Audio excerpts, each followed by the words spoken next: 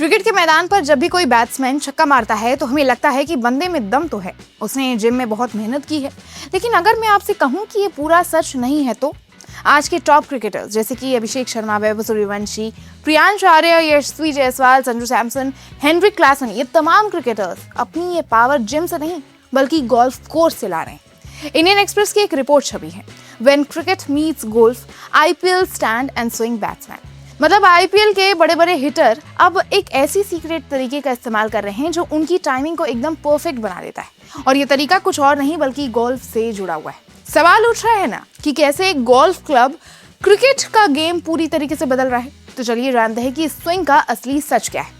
कपिल देव, जो खुद क्रिकेट के सबसे बेहतरीन ऑलराउंडर्स में से एक रहे हैं, उनका एक बयान आता है जिसमें वो कहते हैं, अगर मैं अपनी क्रिकेट के दिनों में गोल्फ खेलता तो मेरे खाते में 2000 रन और होते। अब आप कहेंगे भाई गोल्फ और क्रिकेट का क्या नाता है? तो दोस्तों, गोल्फ में तो बॉल एक जगह रखी होती है और क्रिकेट में बॉल 140 किलोमीटर की रफ्तार से आता है। यही तो पेच है, यही तो पेच फंसता है। कपिल पाजी कहते हैं कि गोल्फ एक ऐसा खेल है जो आपको इम्पॉसिबल को पॉसिबल बनाना सिखाता है। ये आपको फोकस, कोऑर्डिनेशन और सबसे जरूरी टाइमिंग सिखाता है। और कमाल की बात है कि जिन क्रिकेटर्स के नाम मैंने आपको पहले गिनवाए वो भी अपने ऑफ टाइम में गोल्फ खेलते हैं। एक रिपोर्ट में खुद ब्रायन लारा ने बताया कि लारा ने अपने सबसे बड़े रिकॉर्ड तोड़ने से ठीक पहले गोल्फ खेला था। अभिषेक शर्मा, वो सीधे स्विंग करके लॉन्ग ऑफ के ऊपर से और जमीन के नीचे से सिक्सेस मारते हैं, साथ ही बिना ज्यादा फुटवर्क के कवर के ऊपर से लेफ्ट ड्राइव भी मारते हैं। ब्रायन लारा और युवराज सिंह के साथ काम करने के बाद वो हाई बैकलिफ्ट और गोल्फ जैसे स्विंग के फायदे जानते हैं। वहीं वैभव सूर्यवंशी को ही ले लीजिए, एक 15 साल के बच्चे की ताकत उनके बैट की स्पीड से ज्यादा आती है। लेफ्ट हैंडेड क्रिस पर बैलेंस बनाए रखते हुए पावर बनाने के लिए फ्री स्विंग का इस्तेमाल करते हैं। वो ज्यादातर छक्के लॉन्ग ऑन से स्क्वाचर लेग आर्क में बैट की क्लीन डाउन स्विंग में मारते हैं, ना कि बड़े फुटवर्क से, जो कि गोल्फ जैसे खेलों में भी कई बार देखा गया है। वहीं जायसवाल बैलेंस रहने और लाइन के पार हिट करने के लिए हाई बैकलिफ्ट और पावरफुल डाउन स्विंग पर डिपेंड रहते हैं, और उनका मजबूत बैकफुट गेम उन्हें जल्दी वापस आने और मिड विकेट के ऊपर से पुल करने में मदद करता है।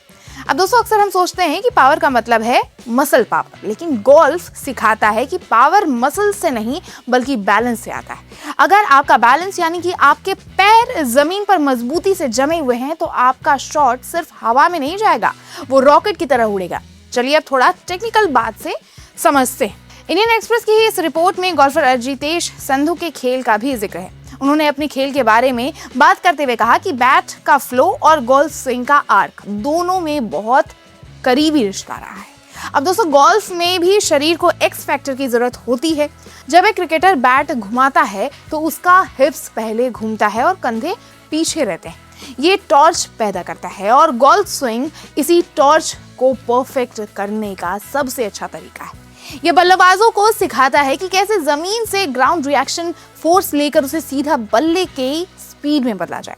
अब दोस्तों, गोल्फर हिट करने से पहले एक इमेजिनरी पाथ देखता है। अभी के बैट्समैन जैसे कि यशस्वी जायसवाल या फिर हेनरिक क्लासन जब क्रिस पर होते हैं तो आप कभी गौर कीजिएगा कि वो भी टारगेट लॉक का इस्तेमाल करते हैं, और गोल्फ कोर्स पर बिताया गया समय एक क्रिकेटर के दिमाग को एनालिटिकल से सिंपल बना देता है। जब बॉलर 140 किलोमीटर पर आवर की रफ्तार से बॉल फेंकता है तो एक गोल्फ खेलने वाले प्लेयर का दिमाग उसे स्लो मोशन में महसूस करने लगता है, क्योंकि गोल्फ ने उनके फोकस के स्तर को कई गुना ज्यादा बढ़ा दिया होता है। अब सवाल आता है कि इसका इम्पैक्ट क्या है। जब बैट बॉल से टकराता है तो उस फ्रैक्शन ऑफ सेकेंड में होता क्या है? तो इसका जवाब है टाइमिंग इज एवरीथिंग। अगर आप बॉल को 1 मिलीसेकंड पहले या फिर बाद में हिट करेंगे तो छक्के की जगह कैच हो जाएगा। गोल्फ आपको उस एक पीक पॉइंट को पहचानना सिखाता है। क्रिकेट में बॉल हिल रही है, स्विंग हो रही है, लेकिन अगर एक प्लेयर का दिमाग गोल्फ की तरह शांत हो जाए तो उसके लिए बॉल की स्पीड कम लगने लगती है। यही वो जोन है जहां खिलाड़ी इम्पॉसिबल लॉन्ग शॉट्स मारते हैं। और ध्यान दीजिए, बाएं हाथ के जो भी बैट्समैन होते हैं जैसे कि अभिषेक शर्मा, उनके खेलने के तरीके में एक नेचुरल लचीलापन होता है। गोल्फ के जानकारों का मानना है कि बाएं हाथ का जो नेचुरल आर्क होता है वो गोल्फ स्विंग के सबसे करीब बैठता है। इसलिए आजकल कई कोचेस अपने जितने भी लेफ्टी बल्लेबाज होते हैं उनको गोल्फ रेंज पर भेज रहे हैं। लेकिन क्या ये सब कुछ इतना आसान है? क्या कल से ही सारे क्रिकेटर्स अगर गोल्फ कोर्स खेलने लग जाएं तो सब कुछ ठीक हो जाएगा? नहीं, यहाँ एक बड़ा चैलेंज आता है। क्रिकेट और गोल्फ की आदतें पूरी तरीके से नहीं मिल सकती। क्रिकेट में बॉल आपके पास आ रहा होता है और गोल्फ की गेंद इंतजार कर रही होती है। अगर आप गोल्फ की आदत को पूरी तरीके से क्रिकेट में लाएंगे तो हो सकता है कि आप बाउंसर या फिर यॉर्कर को सही से नहीं खेल पाए। वहीं क्रिकेट का बैट काफी ज्यादा भारी होता है, जबकि गोल्फ क्लब काफी हल्का होता है बैट के मुकाबले। तो प्रैक्टिस के समय गोल्फ बॉल को टारगेट करने में और क्रीज पर खड़े रहकर बॉलर को फेस करने में बहुत फर्क होता है। अब ये हो सकता है कि गोल्फ खेलने के लिए क्रिकेटर्स थोड़ा भारी गोल्फ क्लब से खेल सकते हैं, लेकिन अब एक और फर्क जो गोल्फ और क्रिकेट में आ सकता है वो है दूरी का। अब दोस्तों, गोल्फ का टारगेट नजदीक होता है या फिर एक फिक्स्ड पॉइंट पर ही होता है, जबकि क्रिकेट में बाउंड्री लगानी पड़ती है। तो इसका मतलब होता है कि क्रिकेटर्स सिर्फ गोल्फ खेलकर तो इतना अच्छा परफॉर्म नहीं कर रहे हैं।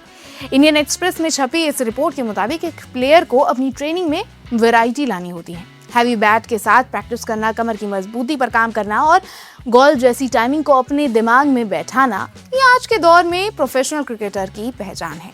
तो क्या आपको लगता है कि आने वाले समय में हमें क्रिकेट के मैदानों पर गोल्फ के और भी कई सीक्रेट्स देखने को मिलेंगे? जिस तरह से तिलक वर्मा जैसे खिलाड़ी मुंबई इंडियंस की किस्मत बदल रहे हैं, क्या पता कल को कोई और सुपरस्टार ये राज खोले कि उसकी इस परफॉर्मेंस के पीछे गोल्फ कोर्स की मेहनत है या फिर कोई और ही तकनीक है। दोस्तों, क्रिकेट बदल रहा है। ये अब सिर्फ जुनून का खेल नहीं रहा है, ये अब साइंस का खेल भी बन चुका है।